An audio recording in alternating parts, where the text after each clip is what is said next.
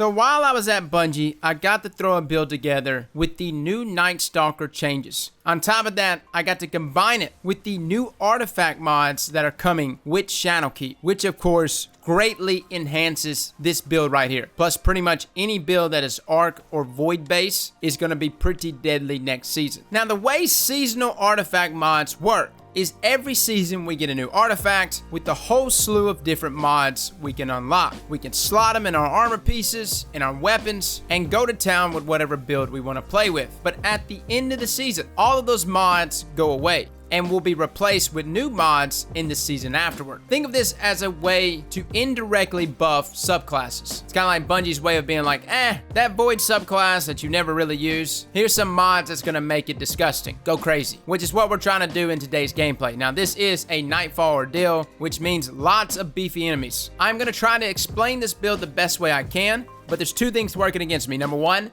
this is one playthrough. I haven't truly got to test every aspect of this build. And number two, I am not a hunter main. So just saying, mistakes were made. Regardless, the recipe for this build is still solid. And I really don't have a name for it because there's just so many working parts. Maybe at the end of this video, I'll have a name. But let's get into this. First up, I want to just go over the Nightstalker changes that are coming, which are significant. Nightstalker Way of the Pathfinder, which is bottom tree Nightstalker, is getting a buff across the board. Number one, inside of PvP, you'll be pleased to know that both top and bottom path will be able to one-shot kill inside of PvP. It also got an improvement in tether accuracy near obstacles, and it suppresses on hit more consistently. Now the other benefits is when things start to get pretty crazy. First up, Vanish. Smoke Bomb grants invisibility to all allies. During this process, you will give 1 stack of Heart of the Pack, which is newly revamped, to all allies on hit. You will grant plus 34 to armor, recovery, and agility. You'll also gain weapon reload speed and handling, which will max out at 3 stacks. And there will be an increase to invisibility from 7 seconds to 8 seconds. Now don't worry guys, we're actually going to go over the subclass itself as we got screenshots of it in game. I just want to go over these Sandbox patch notes first because I think they give a little more context. Now Provision is actually going to be a new perk called Combat Provision, which actually states that damaging enemies with grenades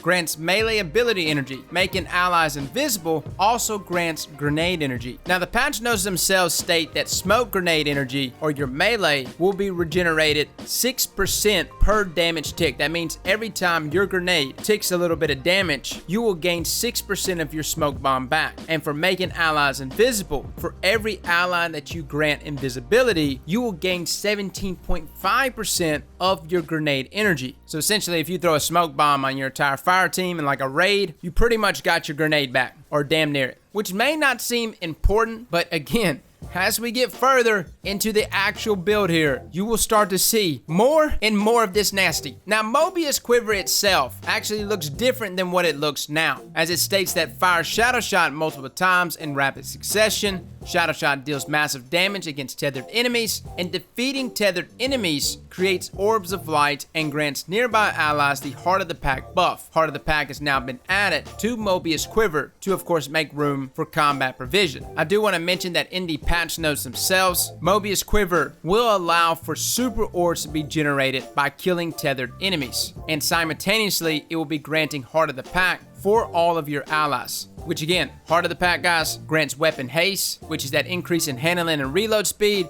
and simultaneously mobility, recovery, and resilience for you and nearby allies. But the biggest thing to take away from that is the super orbs, as regenerating your super overall inside of Shadowkeep, at least initially, if you're not spec'ing for intellect, is super slow. So creating super orbs is very much important for you and your fire team. Now let's get into what it is we're actually using here. Good lord, this is the most long-winded intro to a build. If every build is gonna be like this in Shadowkeep, hot damn, sorry guys, it's just gonna be longer videos. Now first up, I am taking the exotic Orpheus Rig, which comes with the exotic perk Uncanny Arrows, which provides ability energy for each enemy tethered by deadfall anchors. The main benefit from this though guys is Mobius Quiver has more shots. Now I don't know how much more, I think it's only supposed to be 3 more shots. You may actually get more shots though, I'm not a hunter main. We're combining it though with the powers of bottom tree Nightstalker with all of the subclass changes that we just mentioned, but now we move into the second phase of this build breakdown, the artifact itself. We are going to be combining combining the powers of From the Depths, which is a class item mod, which increases our void super damage while we are critically wounded, which we'll get into damage values in just a second. And for our neutral game, we're going to be using the artifact mod Overload Grenades, which is a chest armor mod. It actually allows our void grenades to cause something called disruption, which delays ability energy regeneration and lowers combatant damage output. It's specifically strong against overload champions. Now, the mod that actually is another chest armor mod that runs directly into this one is Disruptor Spike, which improves the effects of disruption, lowering combatants' damage output even further. But just to top it all off, guys, the final mod that we're going to include for that neutral game is Oppressive Darkness. Now, there's kind of some issue here because this is a class item mod, and it states that causing damage with a void grenade adds a weaken effect to enemies. Now, the reason why I said this mod, Oppressive Darkness, kind of conflicts with our current build is because we already have a class item mod called From the Depths,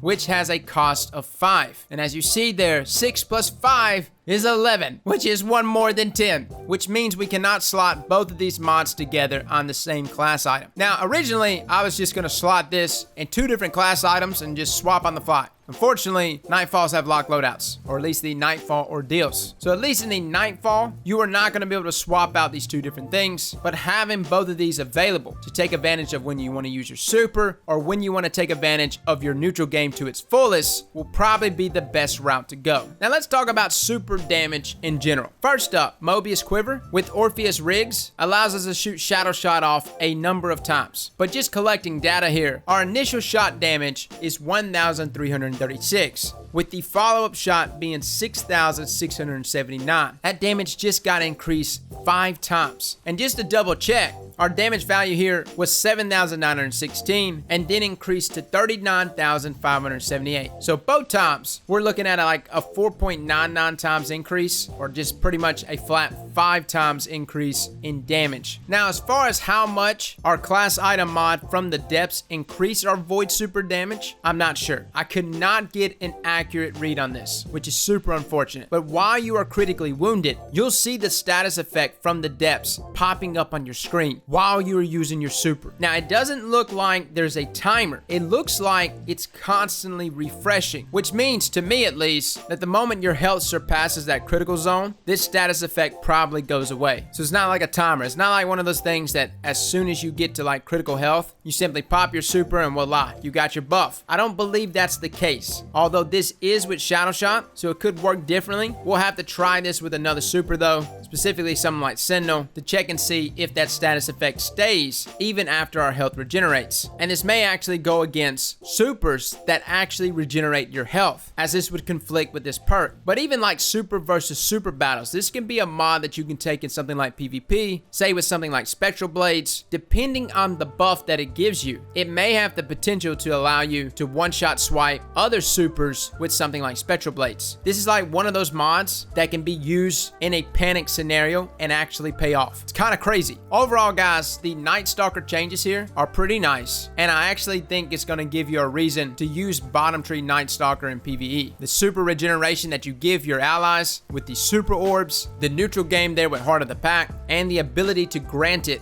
to your allies, and of course the new perk Combat Provision, which is just like a one-man army perk that is constantly going to keep feeding you back both grenade energy and melee energy. And again, don't overlook the fact that we have the perk Lockdown, which allows our grenades to last twice as long, which again is just more tick damage to synergize with all of the artifact perks as well as what's in this subclass. Fellas, that is our first build for Shadowkeep. This is the build crafting that Luke Smith talked about months ago, the direction that they want to go with Destiny. Is it in depth enough for you? Because to be honest with you, as a content creator, this is crazy. There's so much being added with these artifact mods, and with it changing season by season, we're gonna have to be changing our game up constantly to find out which builds are going to be optimal. Now, I will be putting a part 2 video together for builds to bring into Shadowkeep. These are builds that are actually going to synergize very well with the new artifact, with its mods. I've got 5 right now, and I would say like 2 of them are kind of gauged toward PvP, and 2 of them are gauged toward short PvE. And then one of them is just so bad, I honestly don't want to show you. Because if it actually synergizes the way we assume it's going to synergize, people just think one-eye mask is bad, okay? I'm just going to leave it at that. Fellas and ladies, thank you all for coming and watching. And as always, slap that like button like your mama told you right.